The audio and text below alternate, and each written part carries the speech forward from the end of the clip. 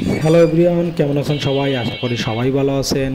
ভিডিওটি দেখার সাথে সাথে বুঝতে পেরেছেন যারা এই পাবনা শহরে বড় হয়েছেন, যাদের পানের শহর পাবনা, তারা দেখেই বুঝে ফেলেছেন যে এটি পাবনার সিটি পাঁচমাথার মোড় থেকে শুরু হচ্ছে আমাদের যাত্রা। তো পাবনা আমরা আসছিলাম অ্যাকচুয়ালি নিউক্লিয়ার বিদ্যুৎ উৎপাদন কেন্দ্র এবং আমরা হচ্ছে পাগলার মেন্টাল যে হসপিটাল আছে পাবনার, সেই হসপিটাল দেখার জন্য। তো দেখতে দেখতে যেহেতু আমাদের রাত হয়ে গেল এবং পাবনার নাইটের যে সৌন্দর্য সেটি আসলে আমার দেখে খুবই ভালো লাগলো, তাই আপনাদের সাথে একটু শেয়ার করতেছি। পাবনা শহরটা আসলে খুবই সুন্দর। পাঁচমাথা থেকে আমরা যেহেতু একটি অটো রিকশায় উঠেছি, অটো রিকশার সামনে থেকে ভালোভাবে ভিডিওটি শ্যুট নেওয়া যায় না, তারপরও আমরা নিচ্ছি আর কি। তো পাবনা শহরে আমরা যখন মেন্টাল হসপিটাল থেকে শহরের মধ্যে আসলাম, তো আসার পরে আমরা একটি দোকানে রেস্টুরেন্টে হালিম খেয়েছিলাম। তো আসলে খুবই মজার। আর এই পাবনা শহরের লোকজন খুবই আন্তরিক। আপনি যদি কোনো জায়গা চিনতে না পারেন, আসলে যদি জিজ্ঞেস করেন যে ভাই অমুক জায়গাটা কোথায় বা কীভাবে কি যেতে হবে, তো আপনাকে দেখবেন সে নিজে দায়িত্ব নিয়ে আপনাকে দেখিয়ে দিবে যে এইখান থেকে এই মোড় থেকে এইভাবে গাড়িতে উঠিয়ে যেতে হবে, এমনকি গাড়িতে উঠিয়ে দিয়ে যাবে। ওদের কি কিন্তু কোনো বেনিফিট নাই, শুধুমাত্র যারা পর্যটক আছে তাদের জন্যই এই কাজটি ওনারা করে থাকে। তো এটি আন্তরিকতার মাধ্যমে আপনি যদি কোনো সমস্যায় পড়েন, তো সেই সমস্যা কিন্তু খুব দ্রুত আপনি কাটিয়ে উঠতে পারবেন।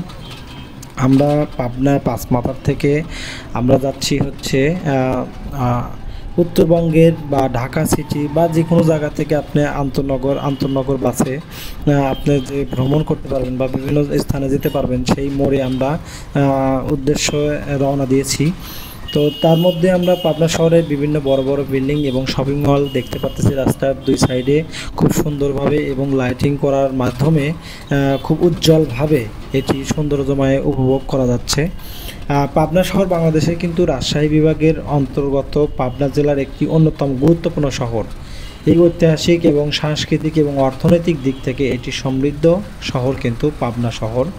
এর আশেপাশে অঞ্চল বিভিন্ন ঐতিহাসিক ঘটনার সাক্ষী, যেমন আপনার জোড়া বাংলা মন্দির, তাঁতিবন্ধ জমিদার বাড়ি, পাবনা মানসিক হাসপাতাল, হার্ডিং ব্রিজ, লালন শাহ সেতু আরও ইত্যাদি। এগুলো নিয়ে আমরা পরেই কথা বলি। যাই হোক, পাবনা অঞ্চলের সাংস্কৃতিক বৈচিত্র্য ঐতিহ্যের সমৃদ্ধিশীল একটি শহর। এর ঐতিহাসিক এবং ইতিহাস কিন্তু অনেক বড়।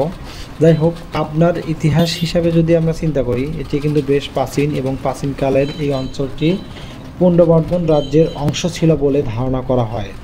এটা অনেক আগের মধ্যযুগের। এটি বিভিন্ন মুসলিম শাসক এবং জমিদার অধীনে ছিল। ব্রিটিশ শাসন আমলের এটি একটি শহর। পাবনার একটি গুরুত্বপূর্ণ প্রশাসনিক কেন্দ্র হিসাবে কিন্তু প্রতিষ্ঠিত হয়েছিল। পাবনা অ্যাকচুয়ালি নামকরণ করা হয়েছে, পাবনা নামে উৎপত্তি সম্পর্কে বিভিন্ন মতবাদ রয়েছে। এটি মতবাদ অনুযায়ী পঙ্গার পাবনি নামক একটি শাখা নদী থেকে এই অঞ্চলের নাম পাবনা হয়েছে। আবার কেউ কেউ মনে করেন পাবনা নামের একজন উদাসুর আড্ডা থেকে পাবনা নামটি এসেছে। যাই হোক, এখানকার ঐতিহাসিক স্থাপনা বা পর্যটক জায়গা যদি আমরা ধরি, তাহলে কিন্তু ওই যেটা বললাম, জোড়া বাংলা মন্দির, তাঁতিবান্ধা মন্দির বা জমিদার বাড়ি, পাবনা মানসিক হাসপাতাল, হার্ডিং ব্রিজ এবং লালন শাহ সেতু। এটার যদি সাংস্কৃতিক এবং ঐতিহ্য, পাবনা তার সমৃদ্ধ সাংস্কৃতিক ঐতিহ্যের জন্য পরিচিত। এই অঞ্চলে অনেক বিখ্যাত সাহিত্যিক, সঙ্গীত শিল্পী এবং শিল্পর জন্ম হয়েছে, যেমন লালন শাহের মতো বাউল সাধকের জন্য পাবনা বিখ্যাত। এই লালনের যে গানগুলো আছে, আপনি কিন্তু আসলে কি বলবো, আপনি যদি এগুলা শুনে থাকেন, কিছু কিছু গান আছে যে মানে অমায়িক সুন্দর আর কি, আমি খাঁটি বাংলায় বললাম। যাই হোক, এই লালন শাহ যখন আসবেন, লালন শাহ সেতু দেখে এবং লালন শাহ মাজারে যাবেন, গেলে পরে হচ্ছে ওইখানে দেখতে পারবেন লালন শাহর অনেক ভক্তরা আছে। আপনি চাইলে দু একটা গানও শুনে আসতে পারেন। যাই হোক, দেখতে দেখতে আপনারা এই যে অনেকগুলো শোরুমও দেখতে পারবেন ফার্নিচারের, তারপরে আপনার পোশাকের, জুতা, এগুলা বড় বড় শোরুম এই পাবনা শহরে অবস্থিত। পাবনা শহরটি ইছামতি নদীর তীরে অবস্থিত, ইছামতি নদী, এবং এই শহরে চারপাশে সবুজ মাঠ, নদী এবং প্রাকৃতিক সৌন্দর্যময় ভরপুর। এর পাশে, ইছামতির পাশে কিন্তু আবার হচ্ছে আপনার পদ্মা নদী অবস্থিত। আমরা যেখানে নিউক্লিয়ার বিদ্যুৎ কেন্দ্র দেখে আসলাম, সেখানে কিন্তু পদ্মা নদীও অবস্থিত আছে, এটি চলন বিলের কাছাকাছি অবস্থিত। চলন বিলের পাশেই আর কি।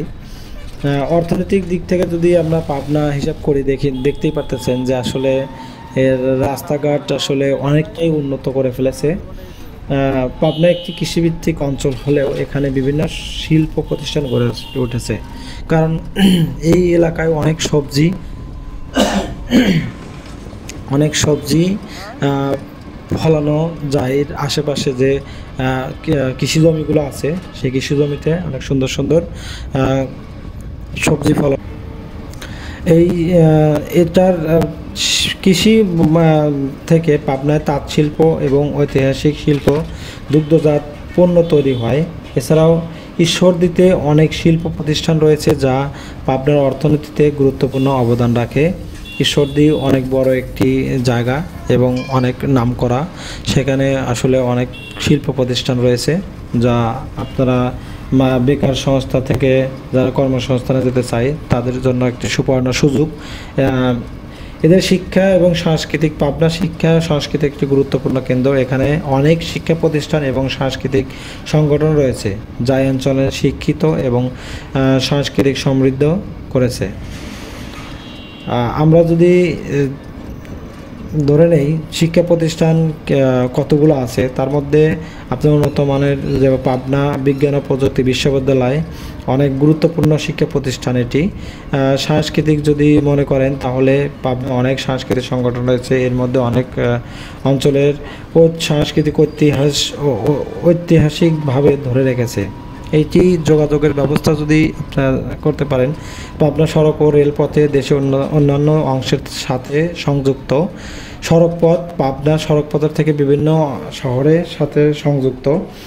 এবং রেলপথ দিয়ে যদি আসেন তাহলে ঈশ্বরদী রেলওয়ে স্টেশন পাবনা একটি গুরুত্বপূর্ণ জংশন তৈরি করেছে। তো পাবনা নিয়ে আসলে অনেক কিছুই বললাম। তো পাবনা শহরে আসলে পারে বুঝতে পারবেন এর গুরুত্বটা কতপূর্ণ। তো আজকের মতো এখানে বিদায় নিচ্ছি, দেখা হবে পরবর্তী এপিসোডে।